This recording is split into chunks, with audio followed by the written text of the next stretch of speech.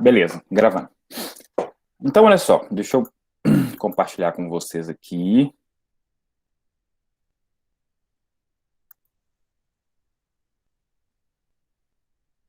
Ué, peraí.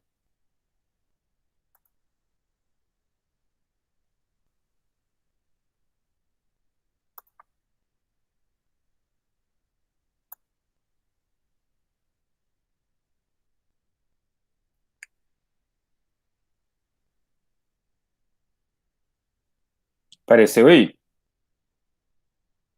Sim, Beleza.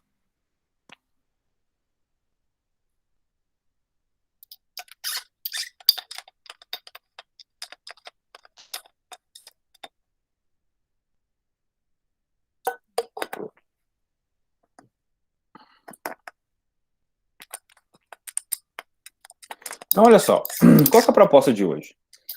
Eu quero pensar aquelas dimensões do espaço que o Harvey nos trouxe, né? Essas ontologias do espaço, né?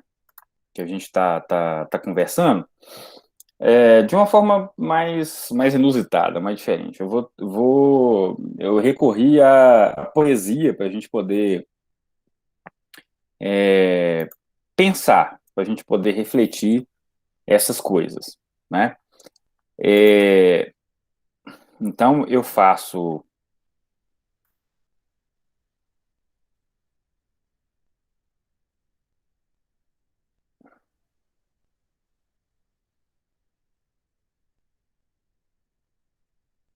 tá aparecendo aí, né? tá sim. Ok. O que eu estou chamando aí das ontologias do espaço. Boa noite, Karen. Tudo tranquilo? Então, usando aquelas categorias do Harvey, né? O que ele chamou o espaço como um absoluto, mapas, dados fixos, densidade, fronteiras, muros, enfim, tudo isso que a gente pode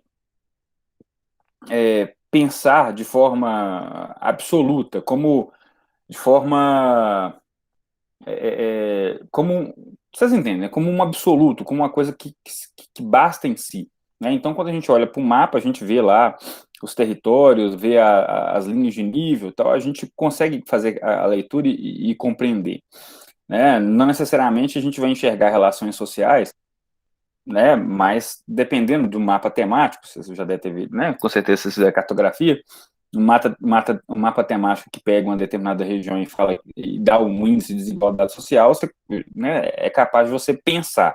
A partir desse absoluto, você pensar, você começar a relativizar certas coisas. Então, o espaço como absoluto, o espaço relativo e relacional, que é a questão do espaço-tempo, né? Que é aquele que tem a ver com a memória, com o sentimento, com as formas de vida, com a aventura, com a emancipação humana, com a degradação humana, né? Então, assim, aquilo que é vivido, experimentado, experienciado, né? Então é isso que o Harvey está chamando do espaço relativo e relacional. Ah, e aí, lembrando da conceituação lefebvriana, o espaço como material, né? O espaço da experiência, o espaço sensorial, do físico, do toque, do experimentar, do vivenciar, né? Do estar no local, né? Uma coisa eu teorizar, né, eu assim, é, descer, estar na, ler, né, posso ler no site, estar na Praça Tiradentes, descer a rua direita, vendo aqueles casarões, aquelas lojas, e aí chegando, né, lá embaixo, na Casa dos Contos, é legal, não sei o quê. Uma coisa é eu ler isso aí, outra coisa é eu experimentar isso, é eu vivenciar isso, né, eu fazer essa experiência. Então, o espaço ele tem essa dimensão material. Aquilo que ele vai chamar da representação do espaço, né, aquilo que o espaço como concebido, né, seja planos urbanos, seja o espaço de uma residência também, né, de uma arquitetura. O último livro do Lefebvre chama O último livro que ele, assim, foi achado, né? Não foi que ele publicou em vida. Foi achado lá na propriedade que ele tinha lá no interior da França, chamava Arquitetura do Prazer, né? Então, como é que a arquitetura, ela serve como uma forma de fruição, né? Então, no caso, por exemplo, no meu caso, eu visito a Matriz do Pilar algumas vezes no ano, né? Para ficar lá, entrar, olhar, achar bonito, né? Ficar lá um tempo. É, então, o espaço como concebido. E os espaços de representação, né? Que é o espaço vivido das sensações, da imaginação, das emoções e significados incorporados no modo como vivemos o dia a dia, né? É, então, uma coisa é saber que a, a floresta, o regime lá equatorial amazônico é quente, úmido. Outra coisa é você viver isso, viver essa sensação, né? No caso, eu já vivi, né? Eu sou de aqui de Contagem, mas minha primeira infância foi no sul do Pará, numa cidade chamada Redenção. Então, era uma cidade, uma cidade, né, pequena, sei lá. Hoje não é tão mais pequena, mas na época era pequena. Quando minha família mudou para lá, nem energia elétrica acho que tinha, pra você ter ideia. E então é uma outra, quer dizer, era uma relação muito específica, né?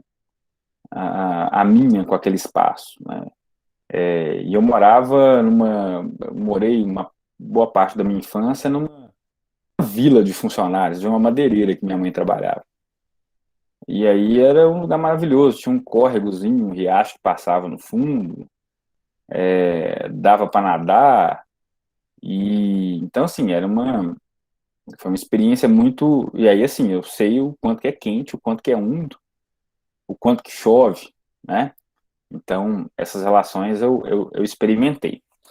E aí, tá, mas isso é muito abstrato, muito psicológico, né? Muito abstrato, muito teórico, né? Muito teórico conceitual. Sim, pode ser, verdade. Então vamos pensar, vamos trazer a literatura para a gente pensar algumas coisas. Então, essa é a proposta da aula de hoje. Então vamos lá. Não, eu esqueci aqui, né? A partir das categorias do Marx lá, né?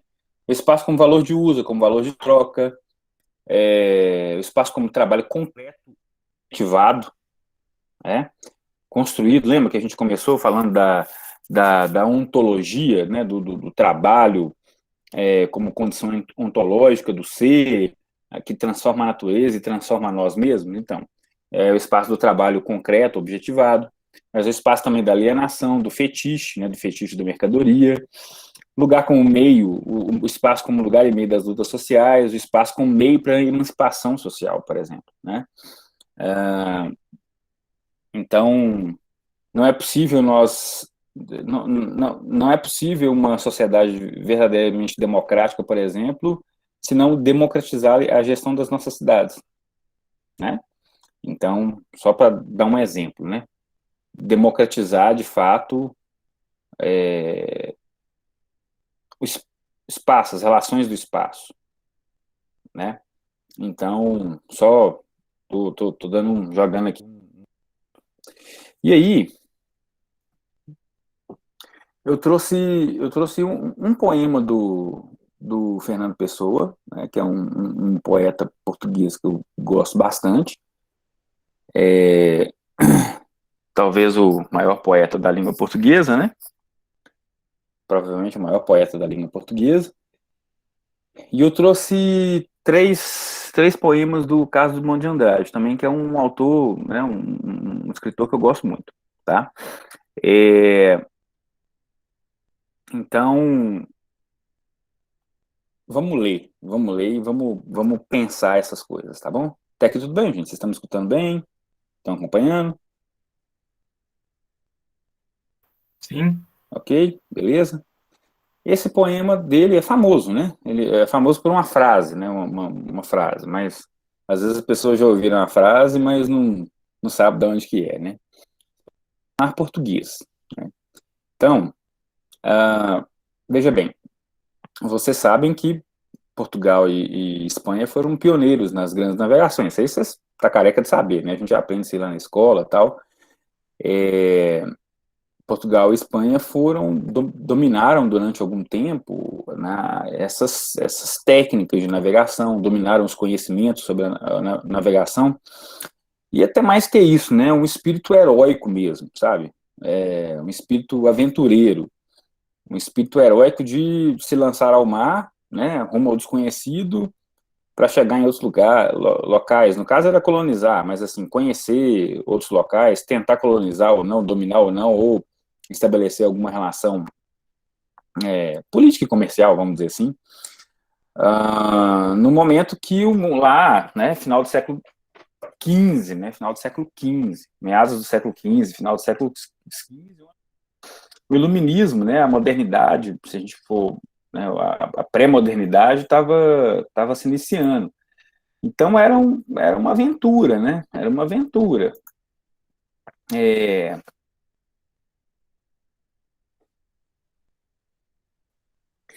então, para um povo navegador, aventureiro, audacioso, né? Esse espírito heróico,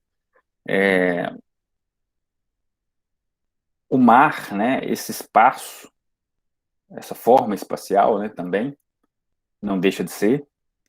O mar ele tinha uma importância muito grande para o povo português, né? E aí o poema dele diz assim: Ó mar salgado, quanto de teu sal são lágrimas de Portugal.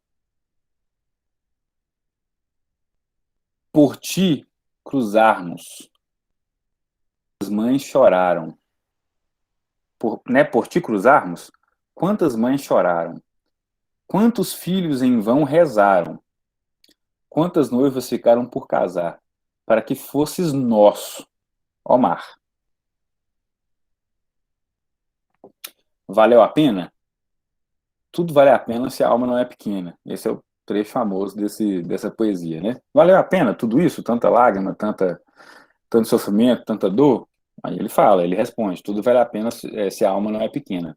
Quem quer passar além do bojador, o bojador é uma parte do mar, né? Quando o mar vira oceano. Quem quer passar além do bojador tem que passar além da dor. Deus ao mar o perigo e o abismo deu, mas nele é que espelhou o céu. Maravilhoso, assim, poema sensacional. Mas olha só que interessante. Se lançar ao mar é um espaço do desconhecido, né? O mar em si é um absoluto? Sim, o mar em si é um absoluto. A gente cartografa o mar, a gente consegue fazer uma cartografia do mar. O mar existe por si só, o oceano existe por si só, com as suas correntes, aquele negócio todo. Então, o oceano, o mar, ele é um absoluto, sim, mas ele é relativo, ele é relacional. Principalmente quando nós falamos de um povo que se lançava ao mar, ao desconhecido, para tentar dominá-lo, para tentar conhecê-lo, para conectar outras terras, para conhecer outras terras. E como eu disse agora há pouco, isso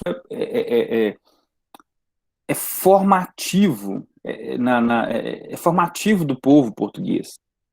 Formativo do povo português. É, os símbolos, os sentimentos, né, que lançar-se ao oceano, dominar outras, conhecer outras terras, dominar outras terras, era parte da subjetividade portuguesa desse momento, né? Então, não à toa, o Fernando Pessoa dedica um poema ao mar, né? Então, olha só, opa, então assim, quantos navios, né? Quantos navios naufragaram? Quantos morreram de doença? Quantos morreram ao chegar lá nas terras desconhecidas? né? Então, o mar, nesse poema do Fernando Pessoa, é isso tudo. Ele é absoluto, ele é relativo, ele é relacional. Fernando Pessoa está evocando sentimentos de uma coisa que é absolutamente natural. O mar é da natureza, é parte da natureza. Mas porque o povo português se lançava ao mar, as pessoas morriam, as pessoas choravam, as pessoas morriam, as pessoas rezavam, né? É, noivas não casavam, mães perdiam seus filhos, esposas perdiam seus maridos, filhos perdiam seus pais, né? Então existe, né, existe uma representação desse espaço que é o mar, assim como existe é, uma, uma representação de estudo. Então pensa, como é que era a representação do espaço? Vocês sabem como é que era a representação do espaço antes do que a galera de fato entende que a Terra era, né, um geoide e vocês já leram sobre isso, né? Já viram alguma figura? Vocês sabem mais ou menos como é que era, né? Como é que Sim. é? Sim, né? Terra era plana. E a gente viu lá na Idade Média, na história do pensamento geográfico, Plinius passou um texto para a gente que tinha Uhum. essa imagem. Tinha os mapas antigamente, né? Sim. Então, a Terra era plana e o mar acabava num abismo que era tipo um inferno, né, velho? Povoado por, né, bestas, demônios, etc. Ok? Não é isso? Então, então veja bem. Veja como é que é. Então, aquilo era uma representação desse espaço, né? Uma representação medieval, pré-moderna, pré-iluminista, né? Mas depois as pessoas compreendem o mundo, depois a modernidade, depois o iluminismo, a ciência reafirma a forma da Terra, a dinâmica dos oceanos, etc, etc. E aí a sua concepção de como é que é o espaço, ela muda. Mas naquele momento, com técnicas rudimentares, ainda era desafio, né? Ainda era um lugar de perigos, de aventura, etc. Então, veja bem, tá tudo aí, tudo, né? Tudo ao mesmo tempo e agora, né? Vocês estão conseguindo? Ok? Sim.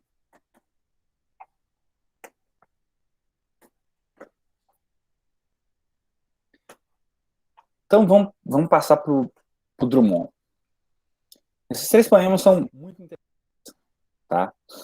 É, todo mundo sabe que o caso do Monte de Andrade é daqui de perto, né? De Itabira. Itabira, durante muito tempo, foi a principal exploração de minério da Vale. A Vale foi fundada, basicamente, né, em Itabira, começando a exploração de minério em Itabira, né? Ah, lá na década de 40, né, com Vargas lá. E aí o Carlos Drummond de Andrade mora em Itabira até né, a infância, a adolescência, até ir para Belo Horizonte, vir para Belo Horizonte, estudar medicina, estudar farmácia, e de lá ele foi para o Rio de Janeiro, enfim. Nunca trabalhou como farmacêutico, sempre foi um poeta. E aí ele tem esse poema que chama A Montanha Pulverizada. Que montanha pulverizada é essa? É o Pico do Cauê, né? Em Tabirito, ó, em Itabira, tinha uma formação, né, uma formação tipo o Pico do Itacolomi para Ouro Preto. Simbólico, né? Assim, todo mundo que chega na cidade vê, né? Como é que você chega em Ouro Preto, você identifica o Itacolomi, tá lá, né? Com a sua especificidade. É, e aí, daqui a pouco vocês vão ver o pico do Cauê, tá? Mas aí o Drummond escreve assim: chego à sacada e vejo a minha serra.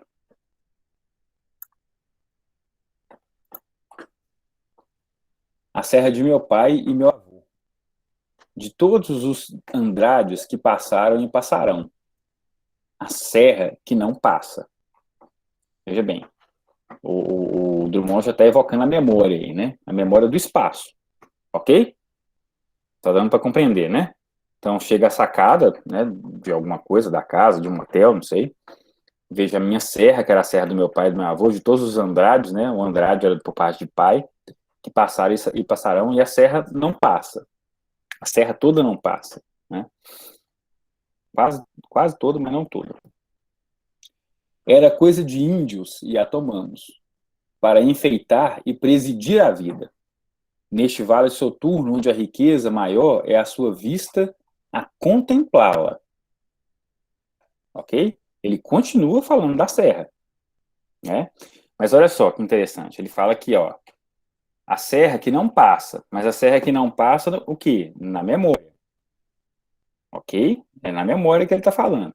Então veja bem, a gente está pensando, a serra em si é um espaço absoluto, sim, mas ela é constitutiva de uma forma de vida, né? Então ela é constitutiva da formação do Carlos Drummond de Andrade, enquanto sujeito, enquanto indivíduo, enquanto poeta, né?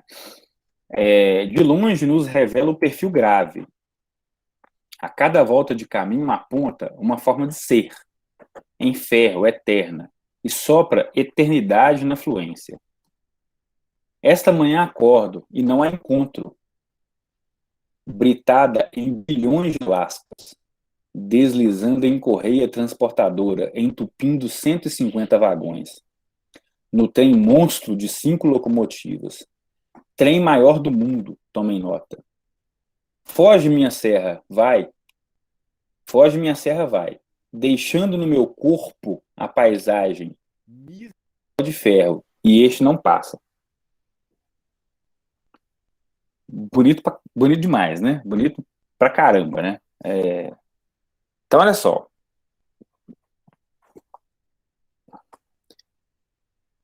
O Drummond, ele tá falando de uma espacialidade, de uma paisagem, que marcou a história dele, marcou a vida dele, que fez parte da formação do ser dele. Só que, só que esse espaço que ele está falando só existe na memória agora. Daqui a pouco vocês vão ver, vocês vão entender, para quem não conhece. Só existe na memória. Mas é uma memória que persiste, né?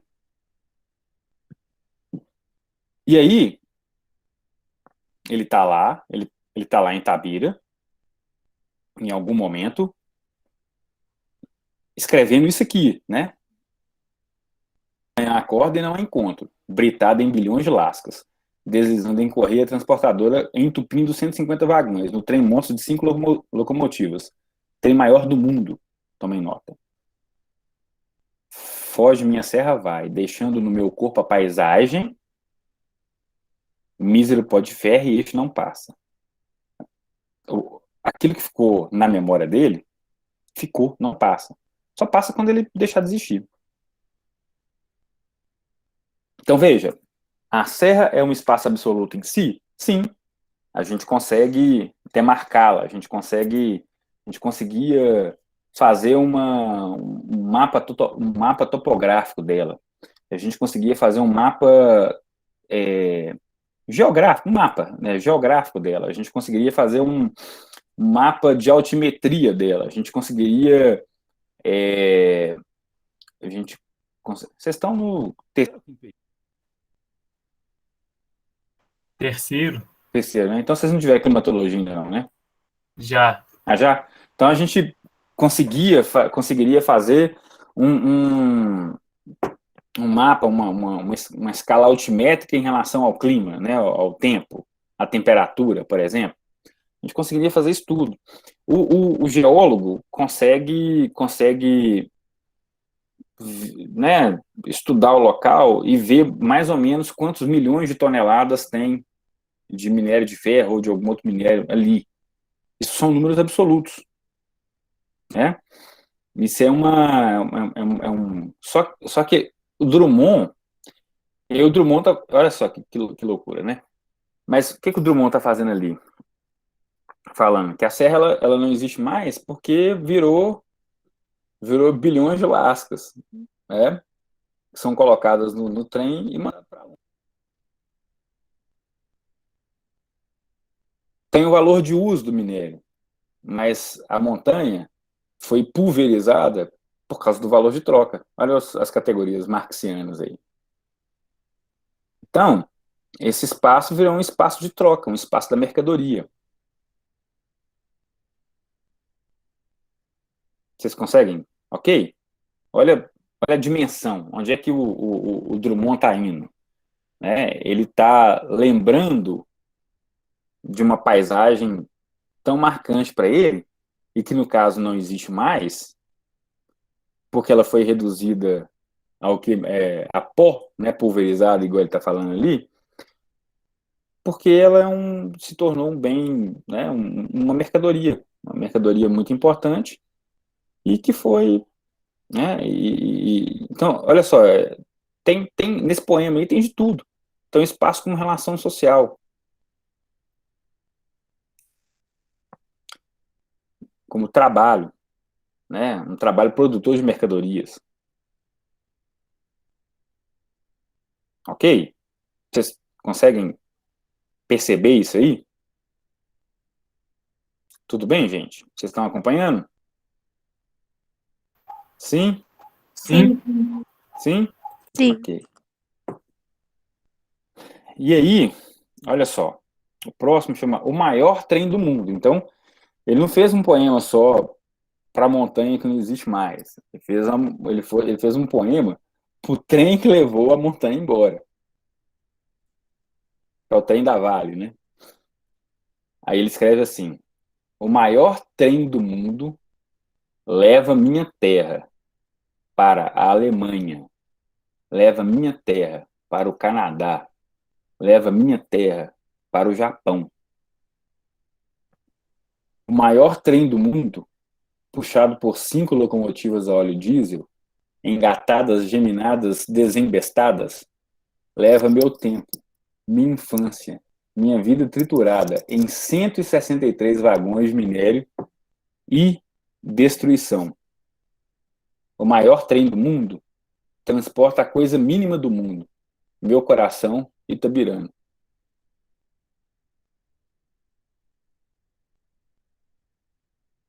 Cara,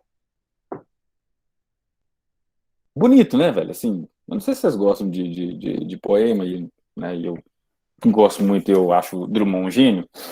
Cara, olha só, a gente está falando de poemas muito conhecidos do Drummond, que é o espaço, velho. É a relação dele com o espaço. É a relação da memória afetiva dele com o espaço. Então, a, a, o Pico do Cauê, que era, a, que era a serra que marcou, né, a espacialidade da infância e da adolescência dele, foi levada para um trem. Mas um trem que levava para longe, levava para a Alemanha, levava para o Canadá, levava para o Japão, a terra dele. Ele fala, leva a minha terra. Olha só que genial, velho.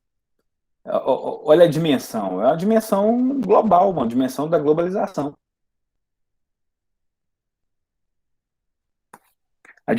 Uma dimensão da globalização do capital. Então, olha só, ali não tem só né, o espaço absoluto e relativo, né? Tem ali o espaço material e né, o espaço como matéria, o concebido, o espaço de representação e a representação do espaço. Tudo acontecendo nessas linhas dos poemas do Drummond.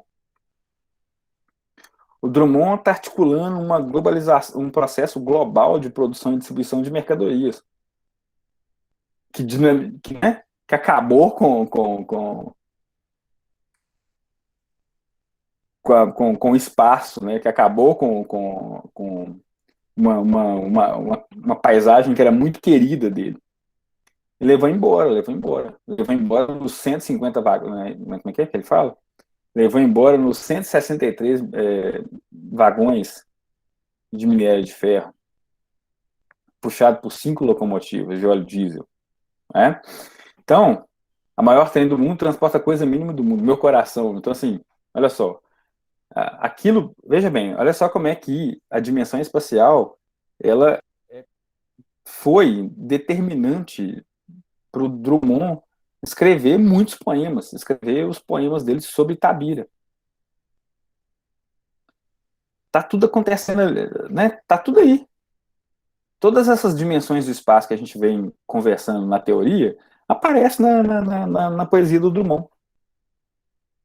Porque tem o espaço como natureza, o espaço absoluto como natureza, o pico do Cauê.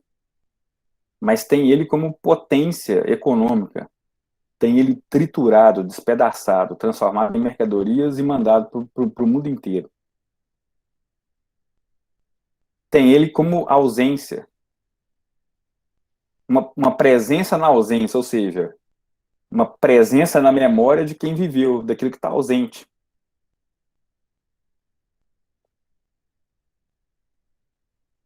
Ok?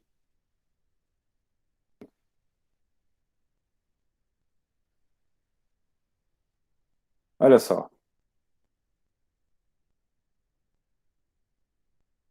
Ali era o Pico do Cauê em 1942. Ali é o buraco do Pico do Cauê em 2007.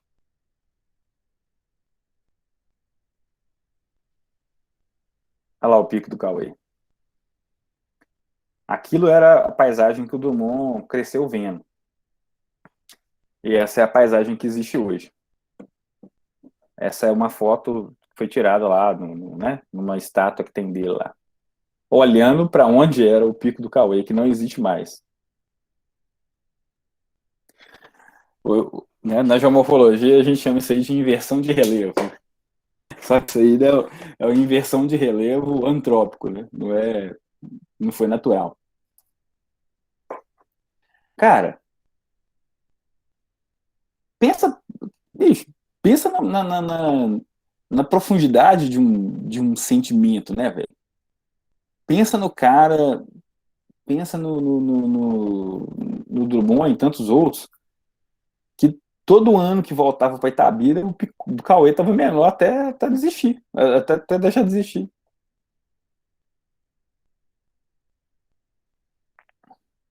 Aí, tá, beleza, aí você fala assim, pessoal, mas é recurso natural, que é negócio todo, né?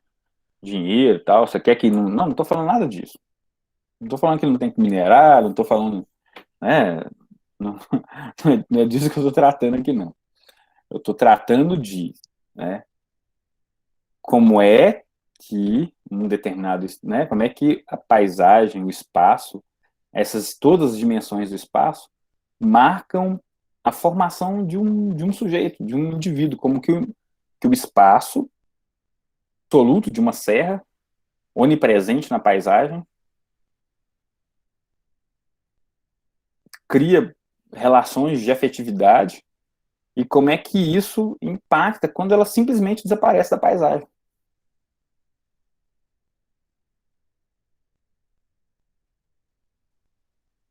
Tem uma das últimas entrevistas que o Drummond deu em vida, o pessoal pergunta, ele morreu em 90 e poucos, no início dos anos 90, eu acho, quer ver? Deixa eu só procurar aqui, quando é que morreu.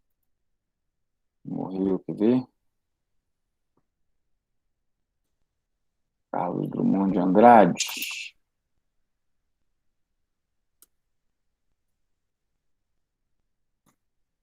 Carlos Drummond de Andrade morreu em... Não, morreu em 1987 mesmo. Então foi a última entrevista dele.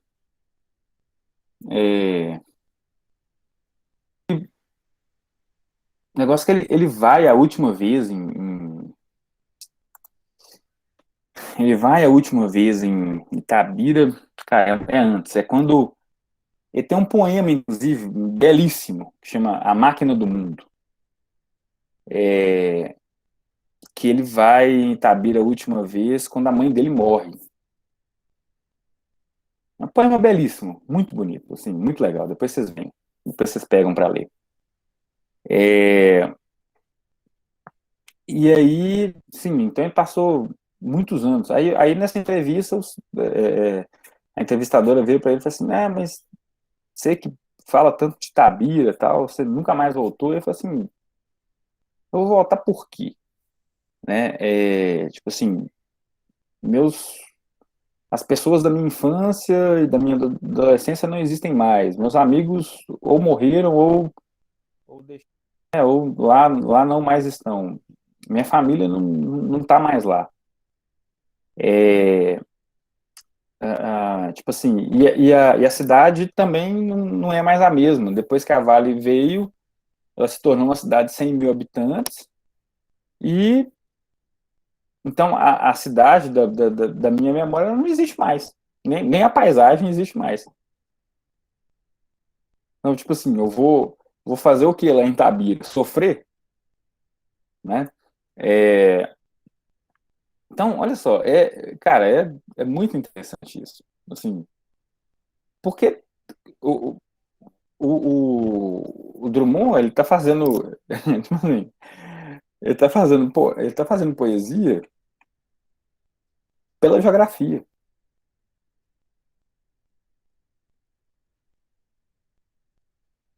O objeto da poesia do Drummond é a geografia.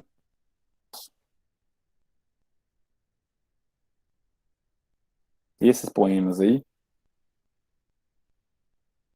E, assim, cara, o Drummond tem poema, poema dedicado à cidade, né? A grande cidade, e tal. Cara, dá pra gente fazer um curso de uma disciplina de geografia com, com, assim, com temas da geografia só com os poemas de Drummond, pra você ter ideia. Drummond escreve sobre globalização, nos poemas dele, né? Sobre urbanização, sobre, né, destruição da paisagem como um componente de memória, afetivo, como constituição do indivíduo, né? Tipo o Grande Sertões Veredas, lá, do Guimarães Rosa. Grande Sertões Veredas é um romance, mas antes de qualquer coisa, de Adorinda e do Reobaldo. Mas antes de qualquer coisa, o Grande Sertões Veredas é sobre o espaço, sobre o sertão, sobre as veredas, sobre uma determinada geografia, sobre uma determinada paisagem, sobre uma determinada formação geomorfológica, geográfica, climática.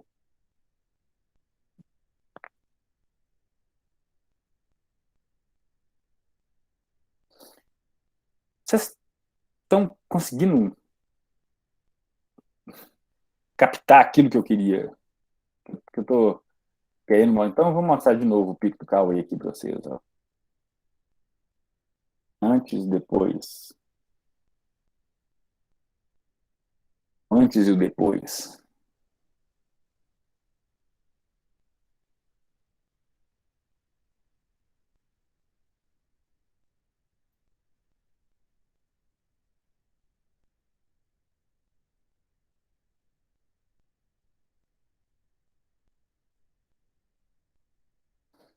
Né? O maior trem do mundo, né? Olha só, cara. Isso aí tem relação, assim, olha só, tem relações econômicas degradantes, né? Tem relações sociais no maior trem do mundo que leva embora a terra dele para Alemanha, Canadá e Japão. Cara, bicho, isso é muito doido, velho. Isso é muito legal.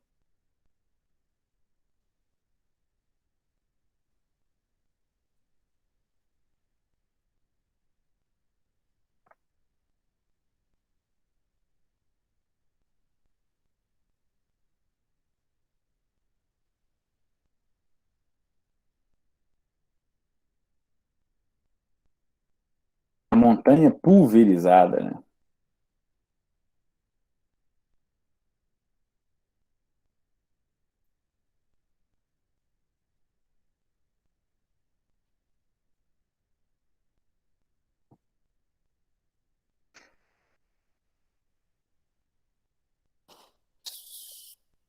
Aí tem esse poema dele, Confidência do Itabirano. E aí ele fala assim: alguns anos vivi em Itabira. Principalmente nasci em Itabira. Por isso sou triste, orgulhoso, de ferro. Né?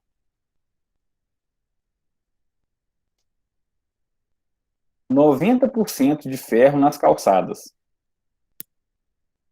80% de ferro nas almas. E esse alinhamento do que na vida é porosidade e comunicação. Alinhamento é, né, se tornar alheio, né? E esse alinhamento da vida, do que na vida é porosidade e comunicação.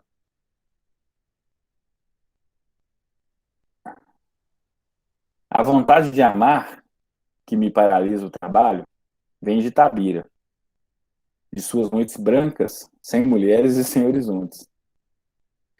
E o hábito de sofrer, que tanto me diverte, é doce herança itabirana. De Itabira trouxe prendas diversas que ora eu te ofereço. Esta pedra de ferro, futuro aço do Brasil. Este São Benedito do Velho Santeiro, Alfredo Duval, né? Um personagem lá, né? Da adolescência dele, né? Este couro de anta, estendido no sofá da sala de visitas. Este orgulho, esta cabeça baixa. Tive ouro, tive gado, tive fazendas. Hoje sou funcionário público. Itabira é apenas uma fotografia na parede, mas como dói.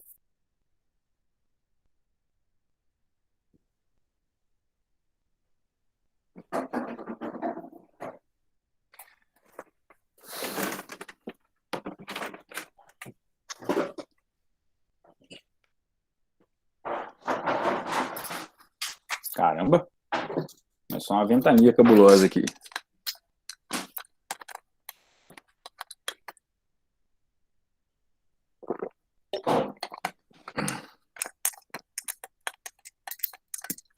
O Cruzeiro tá ganhando, né? Então, é por isso que tá ameaçando chuva.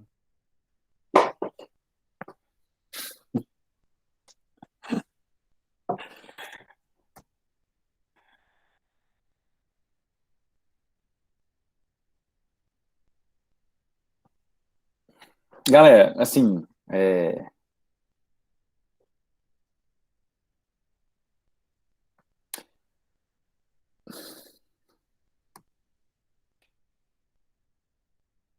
até poderia trazer muito mais coisa e tal, mas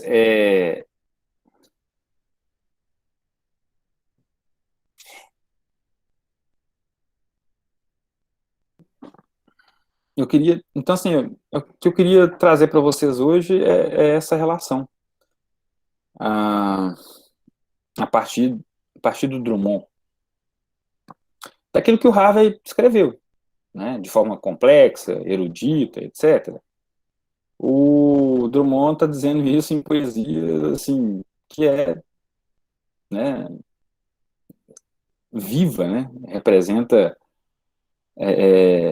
nesses três poemas tem um mundo, né, tem dimensões que são próprias nossas, né, da geografia.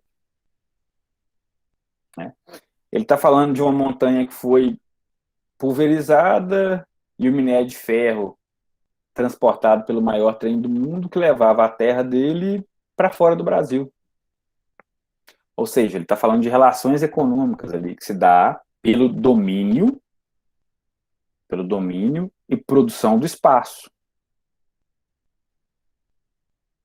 Ele está falando de um Itabira que só ficou na memória dele, né? Que ficou como uma fotografia na parede que dói e ficou na memória dele, porque essa atividade econômica, que foi a mineração, reconfigurou a cidade. Ela não só destruiu o Pico do Cauê, mas reconfigurou a cidade, trazendo gente, população, tal, trabalhador, funcionário, etc, etc, que modificou o espaço, de tal forma que o Drummond não quis ir mais para lá. Mas ele tá falando de uma espacialidade, de uma paisagem que foi constitutiva dele enquanto indivíduo, enquanto cidadão, né? Enquanto indivíduo do mundo, enquanto cidadão, enquanto pessoa, enquanto ser, enquanto ente, né? Por isso que a gente fala das ontologias do espaço. Então, ele está falando de uma paisagem natural que o formou e formou outras pessoas em Itabira, né? Como é que a transformação humana, antrópica dessa paisagem, né? Como é que essa humanização, vamos dizer assim, mas uma humanização desumana, no final das contas, porque destrói as relações também. Assim, ele está falando de um capitalismo lá, agora lembrando do Marx lá com o texto do Havel, de um capitalismo que vem, transforma tudo em mercadoria, desestrutura as relações sociais, destrói a paisagem, inverte o relevo lá da cidade, manda, né, estraçalha lá, pulveriza a montanha que faz parte da vida dele, manda lá para o Japão, para o Canadá e para a Alemanha. E, cara, Drummond tá fazendo poesia e geografia, ou geografia na poesia, ou poesia na geografia, no final das contas. Ele tá pegando a dimensão espacial e mostrando a dimensão vivida da vida cotidiana, da formação de sujeitos, da formação de subjetividade.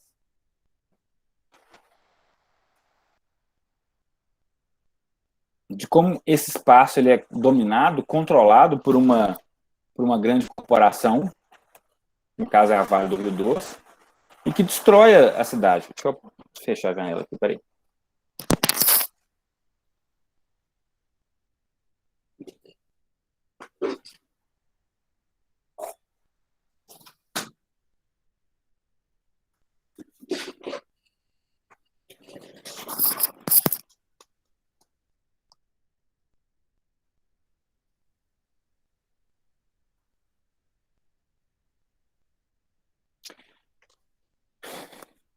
Então, ele está falando de um espaço absoluto, que era o Pico do Cauê, que não existe mais, né? Como essa especialidade, porque ela foi embora, ela foi minerada, transformada em mercadoria, por dinheiro.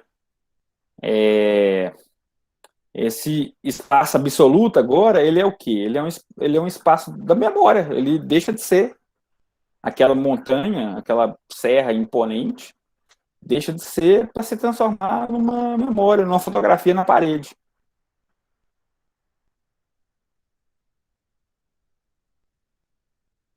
Para se transformar no quê? Numa representação do espaço. Mas uma representação do espaço que é memória, ou fotografia, ou pintura.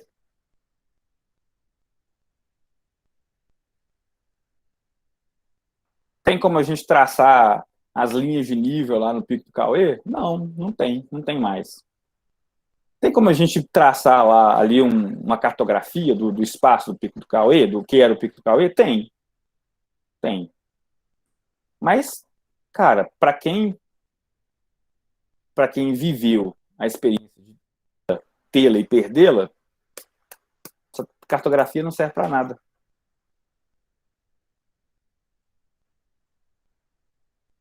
Aí, aí a gente começa a pensar em outras coisas. Por exemplo, eu já tive contato né, com, com a galera dos movimentos né, dos atingidos por barragem, né? Eu já fui lá em Candonga, que é ali Santa Cruz Escalvado, que a Vale e a Alcan fizeram uma, uma mina ali que inundou um povoado que chamava Soberbo, e aí depois eles fizeram uma área urbana, uma nova Soberbo, né? Que era... E, cara, tipo assim, a Nova Soberba era um bairro de classe média, véio. Casas bonitas, aquele negócio todo. Só que não tem absolutamente nada a ver com o que os caras tinham, porque eram propriedades rurais. Ali o cara tinha a horta dele, ali o cara tinha o galinheiro dele, tinha um pomar dele. E tinha o rio que ele tomava banho, a cachoeira que ele nadava. Aí você vê a Vale fudendo aí com Mariana e com Brumadinho, mas vamos pensar lá, né? No distrito aí de Mariana que foi embora, Bento Rodrigues, né? Isso. Isso, Bento Rodrigues. Então, assim, mas lugar não tinha, né, graça nenhuma, aquele negócio todo tal, ou tinha, cara, não importa. O sujeito, ele é do lugar, ele tinha a vida dele ali, ele tinha as relações dele. Tem um amigo meu que trabalha, que a empresa dele presta serviço, Vale, na, onde vai ser o Novo Bento, né? Novo Bento Rodrigues. Ele trabalha nessa parte do planejamento urbano e da arquitetura, né? A empresa dele é uma das prestadoras de serviço. E aí ele falando que é difícil, né? É, de fazer as novas casas, aquele negócio todo, tal, porque o pessoal agora quer fazer mansão, não sei o quê, não sei o quê, tal. Eu falei, cara, tipo assim, os caras vão pedir o que eles acham que é interessante, mas objetivamente eles não vão ter aquilo que eles tinham. Pergunta para qualquer um se eles preferia estar nesse lugar ou lá anterior. A não ser que ele, o sujeito fosse extremamente miserável e agora ele vai ter uma casa, mas assim, cara, olha só como é que essa tragédia desestruturou completamente, né? Tá ficando igual a Alphaville, né, Alessandro? É tipo isso. Só que assim, cara, é o tipo de coisa que não é a mesma coisa. Nunca será, na verdade.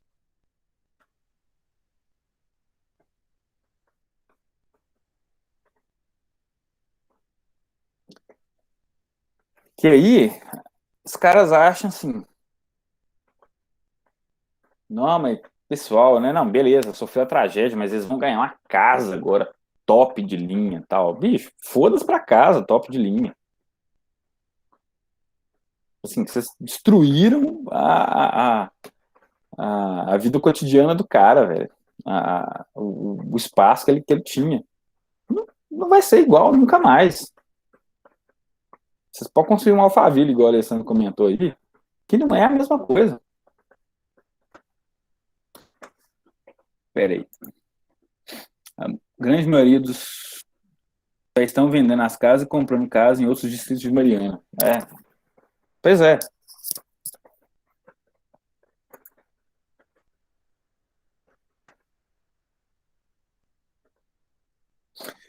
Quando eu fui fazer conhecer o pessoal lá lá de Candonga, né, lá de Nova Soberba, cara, era muito engraçado. Os caras deixaram lá uma área lá que era a área da galera. Como é que eles chamaram, gente? Tipo, alguma coisa econômica, para a galera poder fazer uma agricultura lá, né? Plantar umas hortaliças, um negócio. Deixaram um barranco assim, que era. Quando o cara falou, eu comecei a rir, velho.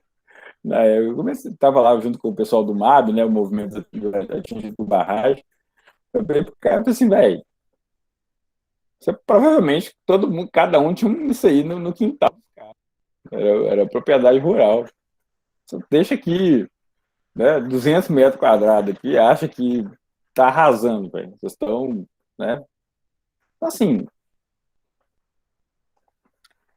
as pessoas não têm, assim, nesse caso, né?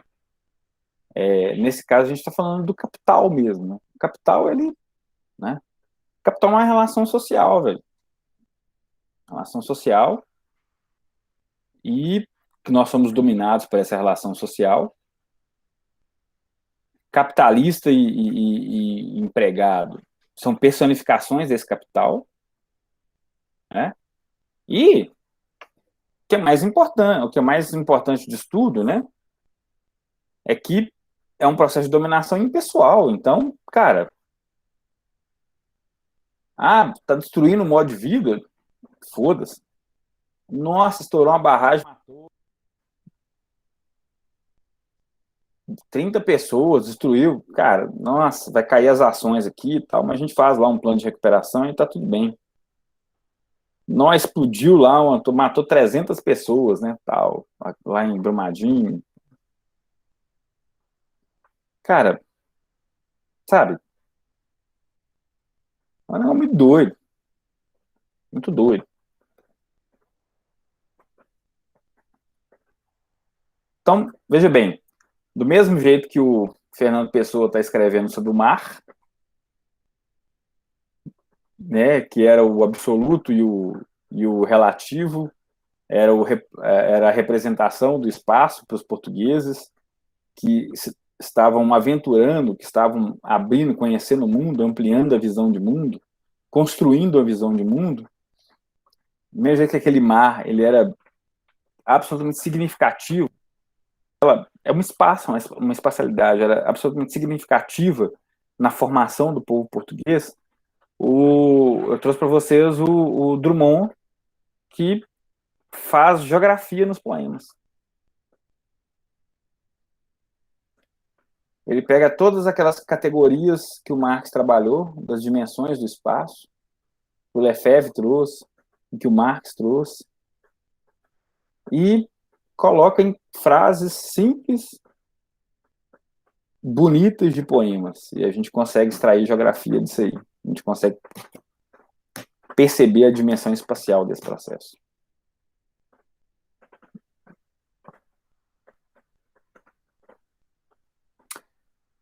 Alguém quer comentar alguma coisa? Assim,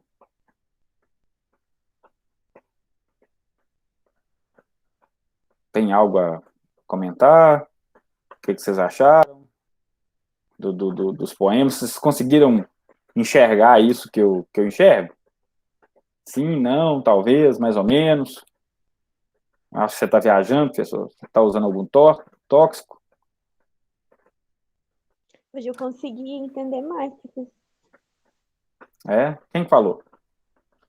Eu, Ana. Ah, oi, Ana. Eu também entendi melhor. Tipo, ainda mais com esse esquema de slide e tudo mais, é mais fácil.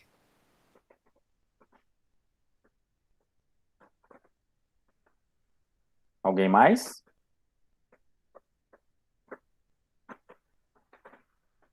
Alguém quer comentar alguma coisa? Vocês já tiveram essa oportunidade, assim, de pegar poemas e perceber a dimensão espacial ou alguma literatura, algum livro? Quem aí já leu, por exemplo?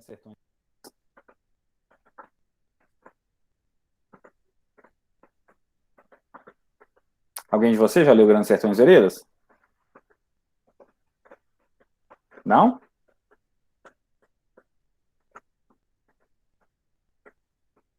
A Andressa já. Quem mais? A Ana não. Não, o Júlio não. Pois é, gente, então tem que tarefa de vida, né? Tarefa de vida. Ler Grandes Sertões Veredas.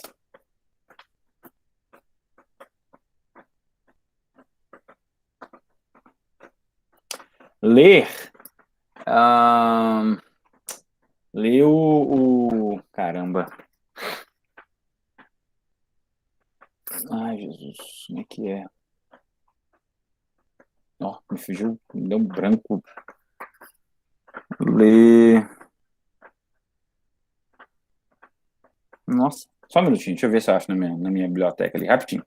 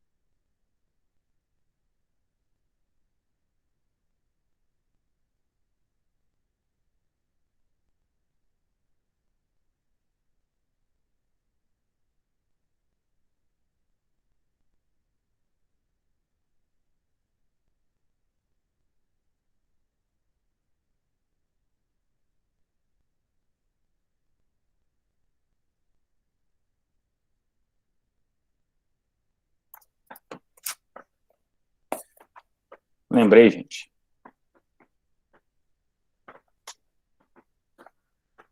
Morte e Vida Severina. João Cabral de Melo Neto. Cara, vocês têm que ler essas coisas aí, bicho. Deixa eu escrever aqui. Já leu, Ana? É ótimo, sim. É sensacional. Andressa também.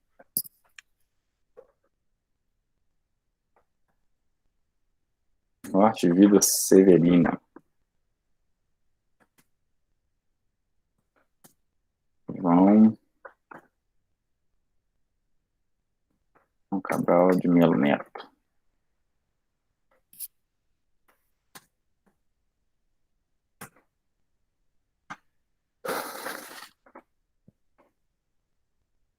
Grande Sertão.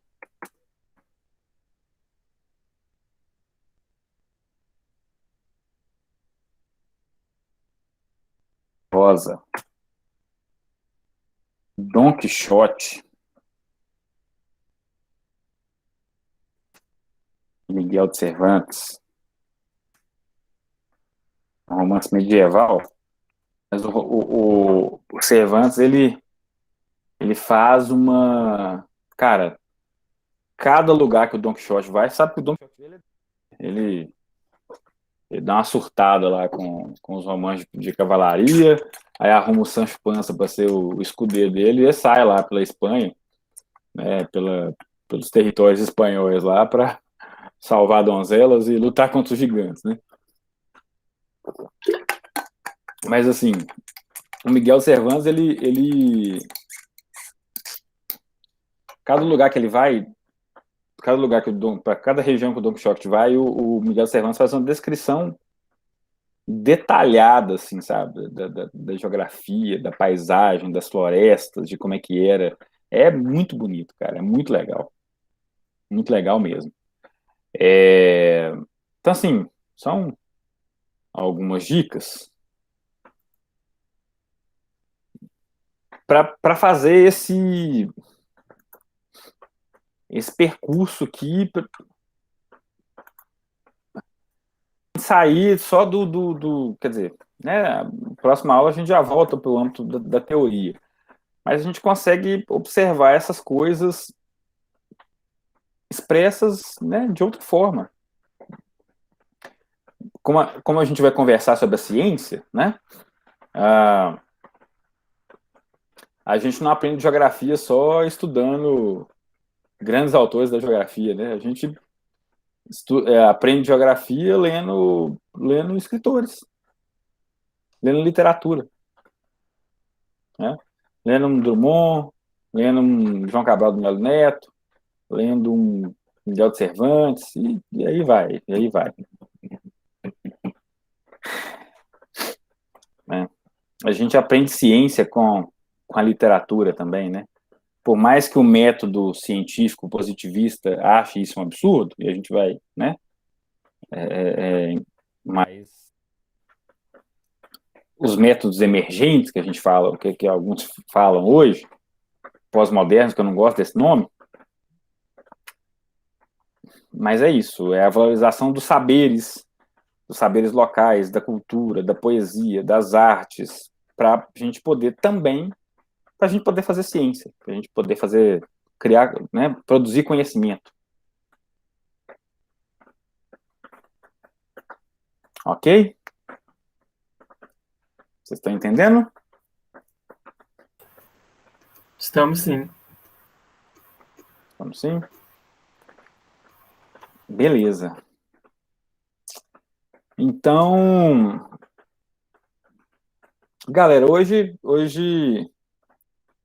no final das contas, hoje a aula é mais curta mesmo.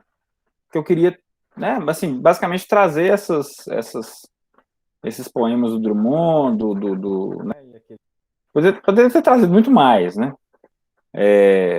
Mas pra vocês pensarem, né, como é que o espaço aparece, né, na vida cotidiana, né, de cada um, né? Como é que ele é decisivo, né, em diversos aspectos. Tudo bem? Sim? Alguma dúvida, algum apontamento, alguma curiosidade, algum exemplo, alguma contribuição que vocês têm para fazer? Não, só queria observar que o capital em si, ele não está preocupado, ele está preocupado em si só com o espaço absoluto, né? Porque com, né, o espaço relativo, relacional, assim, pouco importa para o capital. De modo geral, o capital está preocupado com o espaço absoluto da mercadoria, né? O espaço como Sim, valor de troca. exatamente. Basicamente é isso, né? Só que só isso, entre aspas, tem um mundo por trás, né? Então tem um mundo das relações de poder, né? Das relações estatais, da luta de classes, etc, etc. Né? Por isso que o Lefebvre fala que o espaço é político, porque existe uma política do espaço.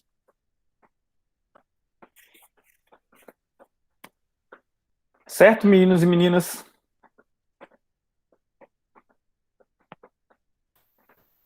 Sim? Tranquilo. Tranquilo?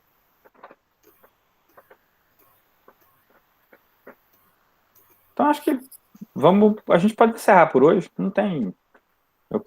A ideia era trazer essas experiências mesmo. Vez ou outra eu vou trazer um poema, assim, para vocês verem como é que isso aparece, né, na literatura e como é que isso subsidia o que a gente está estudando. Tá bom? Ok? Ok. Podemos encerrar?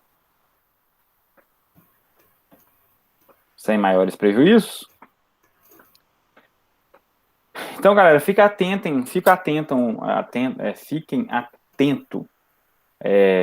Obrigado, Ana, obrigado. Fiquem atentos ao Moodle, porque eu vou colocar mais, né, mais textos e nós vamos ter que começar, nós vamos ter que fazer alguma tarefa. Obrigado, Clara, obrigado. A gente vai ter que fazer alguma tarefa avaliativa aí, alguma atividade avaliativa, então, assim, posso do ofício. Eu que agradeço a atenção. Valeu, Yasmin, obrigado. Bruno.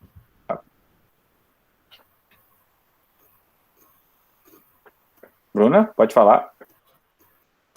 Igor, sobre as aulas anteriores, você já gravou e tu pretende postar no Moodle quando?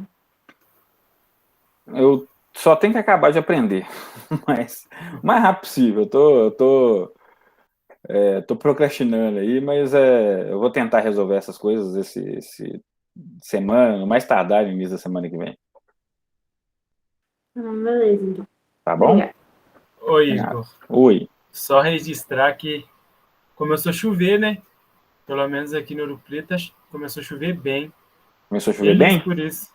Até que tá chovendo agora mesmo, tá chovendo. Aqui fez uma baguncinha aqui, tá dando deu uma chuvinha aqui também, não é lá grandes Tá coisas não, mas chovendo mesmo. que bom, graças a Deus. Precisa chover mesmo, bastante, Verdade. né? A coisa tá brava mesmo. Então, fiquem atentos lá no Moodle, tá? Beleza? Beleza, boa noite. Boa noite. Aí o texto para semana que vem, viu? Vou colocar o texto lá, Beleza. que é o do Rui Moreira. Tá? Ok. Ok? Ok. Beleza, então, gente. Um Boa abraço. noite, pessoal. Boa noite, Igor. Obrigado pela aula. Boa noite. Valeu, eu que agradeço a atenção. Obrigada, boa noite. Valeu.